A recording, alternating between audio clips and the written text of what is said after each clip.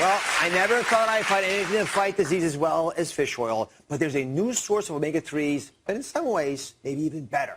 So Holly's going to help me out to show you this. Ready to play? Yep. All right, Holly. Take this off. You recognize what these are? They look like baby shrimp.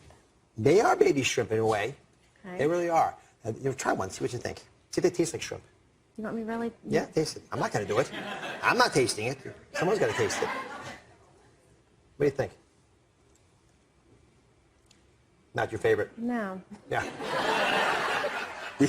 This is the source of a new powerful oil that we are finding and doing lots of research on. These are shrimp-like creatures from the deep end called krill, right? It's the red-hot item now. You're seeing it all over the place, krill oil. I'm going to talk about why I think it might make sense for some of you. Fair enough? Mm-hmm. These krill are actually the bottom of the food chain, but they may be faster and stronger than other sources of omega-3s, which is why I'm curious about them.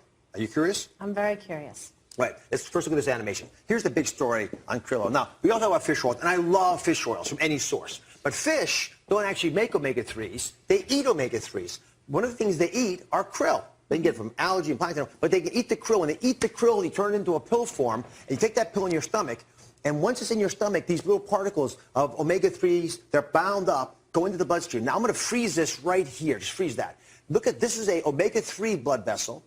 And you see these yellow dots coming out? Fish oil that's in this form, not as much is released, and they don't get into the cells as much.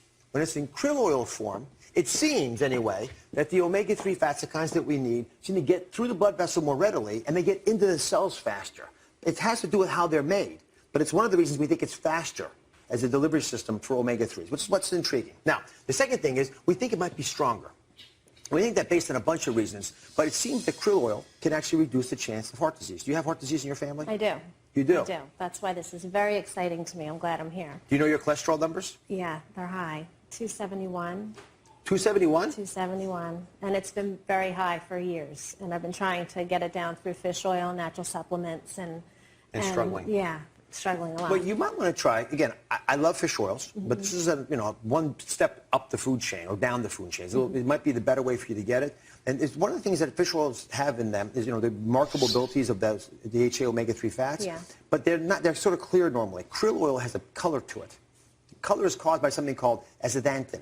And this is a powerful, bright red product that protects the omega-3s from being oxidized, from being damaged. So it might make it even stronger. So metaphorically, let's pretend this is the cholesterol, okay, in the body. And the cholesterol stains the plaque and grows in the plaque, okay? You get to be fish oil, plain old fish oil, all right? Let's pour that in there gently. And when you do that, it has an effect, but it's slow. Yeah. It doesn't take it all away. Now, if we're krill oil, in theory, go ahead and pour that in there. What does it do to the cholesterol? As you pour it down there, it's a much more profound difference. And if you pour it around, it actually cleans it all out pretty effectively. So you end up with much less of that bad cholesterol, which also, in theory, will reduce the amount of plaque that you'll have.